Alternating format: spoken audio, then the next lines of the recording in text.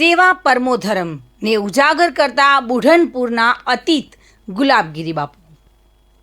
આધુનિક યુગમાં સરહદી વિસ્તારમાં 6 એકરમાં ફળફળાદી વૃક્ષો વાવીને છેલ્લા 1 વર્ષથી હોસ્પિટલમાં દાખલ દર્દીને ઓર્ગેનિક નિઃશુલ્ક ફળ આપી રહ્યા છે અને બીજા ખેડૂતો વેપાર અર્થે બાગાયતી ખેતી કરે છે. અહીંયા સેવા માટે બાગાયતી ખેતી કરવામાં આવી છે, જેની ચર્ચા ચોરેને ચોંટે થઈ રહી છે. ત્યારે ટુડે ન્યૂઝ ગુજરાતી ચેનલ થરાદના બુઢનપુર ગામના પરોપકારી એવા અતિત ગુલાબગીરીની સાથે વાત કરવા માટે પહોંચી હતી અને અનોખું જ કંઈક સત્ય સામે આવ્યું છે. ગુલાબગીરીએ 6 એકરમાં ફળફળાદી વૃક્ષોનું વાવેતર કર્યું અને એ પણ સેવા માટે. દર્દીઓને ઓર્ગેનિક ખાતરથી પકવેલા તાજા નિઃશુલ્ક ફળ મળે. ઉમદા આશય સાથે 6 એકરમાં 52 જાતના અલગ અલગ ફળોના રોપાનું વાવેતર કરી રોપા પર આવેલ તમામ ફળોનું વેચાણ નહીં પરંતુ હોસ્પિટલમાં દાખલ દર્દીઓને આપવામાં આવે છે.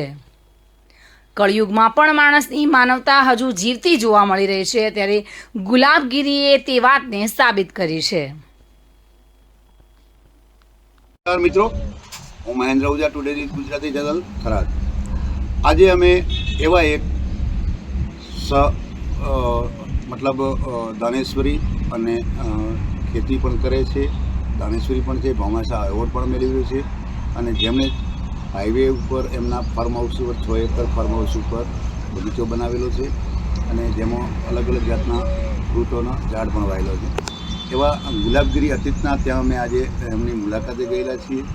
જેઓ એમના જે બગીચાની અંદર ફળ ફ્રૂટ આવે છે એ બગીચામાં આવતા ફળ ફ્રૂટો હોસ્પિટલમાં દર્દીઓને પોતે ફરી આપે છે. ત્યારે આજે આપણે એમની જોડે વાત કરીશું અને ગુલાબગીરીને પૂછીશું, ગુલાબગીરી તમને આ વિચાર ક્યાંથી આવ્યો અને આ પ્રેરણા તમને ક્યાંથી મળી? આ પ્રેરણા મને માનનીય અધ્યક્ષ શંકરભાઈ ચૌધરી સાહેબ તરફથી મળી અને હું આ હોસ્પિટલમાં બીમાર દર્દીઓને ઓર્ગેનિક ફળ ફ્રૂટ પકવી અને હોસ્પિટલમાં દર્દીઓને આપું છું, જેનાથી એમની હેલ્થ પૂરતું વિટામિન મળી અને તરત સ્વસ્થ થાય અને તંદુરસ્ત થાય. અને મેં ખુદ 1100થી વધુ જ ફળ ફ્રૂટ વાવ્યા છે. એમાં કેરી, ચીકુ, જામફળ, સફરજન, એ ખારકો એ હું હોસ્પિટલમાં આપું છું અને અન્ય આ છે આપું છું અને આના વગર અન્ય સેવાઓ પણ કરું છું. તો ચોક્કસ મિત્રો, એમને ગુલાબગીરી અતીતનો એક આ શોખ છે સેવા કરવાનો.